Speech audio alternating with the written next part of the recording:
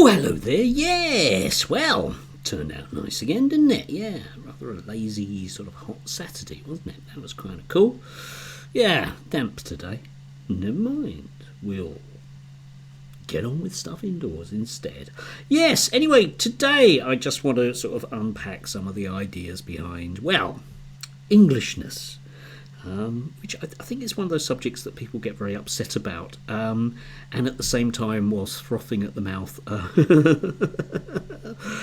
there's that nagging sense that they don't really know what they're talking about, that sort of internal non-logic that there is about a national identity. Anyway, Robert Jenrick gave an interview, I think it was on Friday evening, to Sky News, where he talked about English identity, and this idea that there's an English identity because all of those brown people are coming here and stopping there from being our English identity, and was pressed somewhat by the interviewer as to how exactly it was going to be different, for example, from British identity. Okay, and our usual sort of glorious sensible centrist like Carl Benjamin had this to say. Anyway, look at how viciously the host is attacking the very notion of English identity. Shocking. And you can have a look at the you can have a look at the comments below, where loads of people are very, very upset about there isn't such a thing as a British identity. How dare the host possibly suggest that?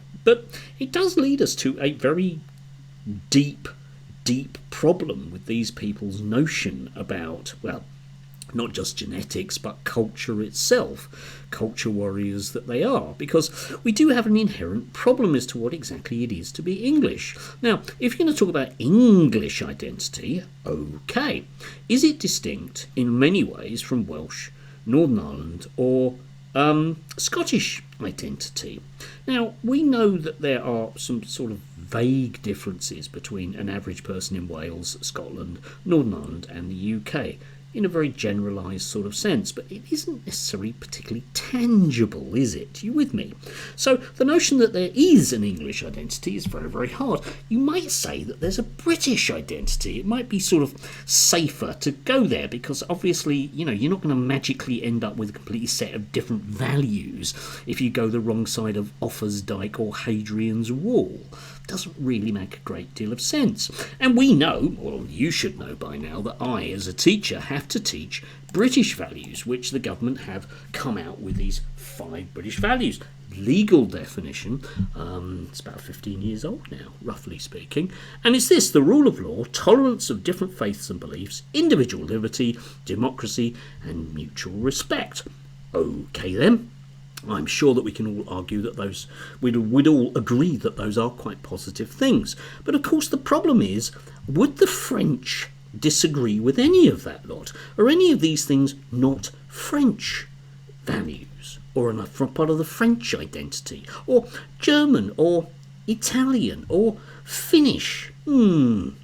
Or what about Turkish? I don't know. I imagine your average Turk probably places a great deal of emphasis on individual liberty, and that's where it gets to be very, very problematic, doesn't it? Because once you start trying to hammer down jelly, it tends to squidge all over the place. There's a perfect metaphor for you there about Carl Benjamin's beliefs. But think about this, okay? We use these phrases all the time, and they are abstract and meaningless. Like, think about the American people. Okay then, so where do the American people come from? Well, across the planet. So if we're talking about the American people, do we just mean humans? And if we're talking about British values, which appear to basically be certainly agreed across the whole of Western Europe, are they European values? And if they're different from American values, or the same as American values, are they simply universal human values? Whereabouts in the world are there, for example, places where generically an entire group of people think that the rule of law is a bad idea? It answers on a postcard, right? It's meaningless tosh. And on a deeper level, of course, when we're talking about English values or an English identity, I feel personally, in part because of the colour of my skin, in part the DNA that's back there, and in where I live and my knowledge of history, that I do have an English identity. Okay, but there again, so does Carl. And we're very different because our value system is very different. I don't think Carl actually does take on board an awful lot of what I would consider to be those 5 British values. And I'm sure he'd argue the same thing about me. And yet we're both English. And we would probably have quite strong English identities. I mean, I think Carl's identity is one that loads of English people have had for a long period of time. I was reading about anti-Jewish riots yesterday in the 1800s, and Carl would have probably been on the side of the rioters because, you know, we've always had that streak of xenophobia, that kind of not really liking the Flemish cloth merchants that are here because we all know their gits.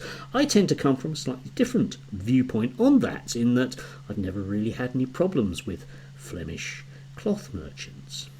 Don't know about you, maybe you have. Anyway, yeah. But of course, this is the problem that we have with so much of this nonsensical discourse in Britain, right? Okay, and it's been going on for years. Think about John Major's family values. Yes, you remember how much we laughed about that because, of course, it was bound to bite him on the posterior. A bit like Robert Jenrick spouting nonsense about the English identity, right?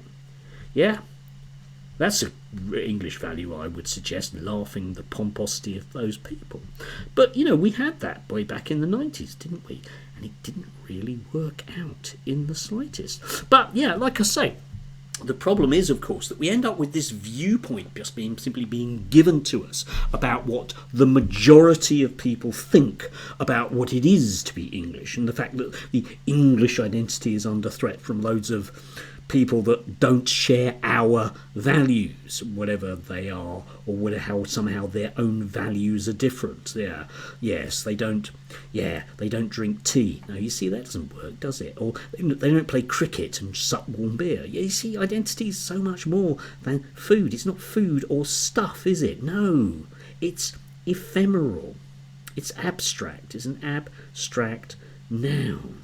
Yes, and this was on full display at the course at the end of the Reform shindig, where people clapped Nigel Farage and agreed that he'd be leader forever, according to their new constitution. But they had Matt Goodwin speaking, who was suggesting that magically the people in the audience represented somehow a true version of what the majority of English or British people want. And of course, it's farcical nonsense.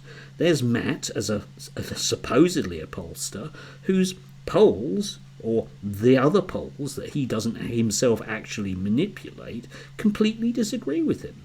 Your average Reform voter, which is so much of what we get in the media. Think about all of those legacy media outlets like the Telegraph and the Mail, and all of those new media stuff with all of the people like Carl Benjamin and GB News thrusting this reform view of what it is. Somehow magically that's what it is to be English, yeah? That basically you don't really mind if there's a mob that goes after the Jewish moneylenders because you don't really like foreigners. Yeah, that tradition. But of course that isn't what it is to be English, is it? Or is it? I don't know. Is that part of British values? Don't know. But if you're going to use these phrases, at least have a coherent view of what you're talking about, or accept that it's simply nebulous nonsense and don't go there. But that won't stop them, will they? I don't believe that Kemi will ever stop talking about what the majority of people feel, even though the majority of people don't feel that she's going to realistically become the next leader, or if she does, that she'll become PM. There might be a lot of people rooting for her in the same way that they will root for Nigel Farage. But that doesn't mean necessarily intrinsically it encompasses any values that I would consider to be important. I think my values are quite universal and humanistic. I think any further than that, and you end up with something that you have to accept, is a mental construct at best, and differs very much from individual to individual. Still, there you go, at the centre of it all. Individual liberty. Maybe that's what we should be talking about. Except, of course, once again, my notion of individual liberty is going to be different to yours. Oh, yes, webs and weaving, eh? Do have a lovely Sunday, and don't forget to have that warm beer whilst watching cricket on the village green. What could be more human than that?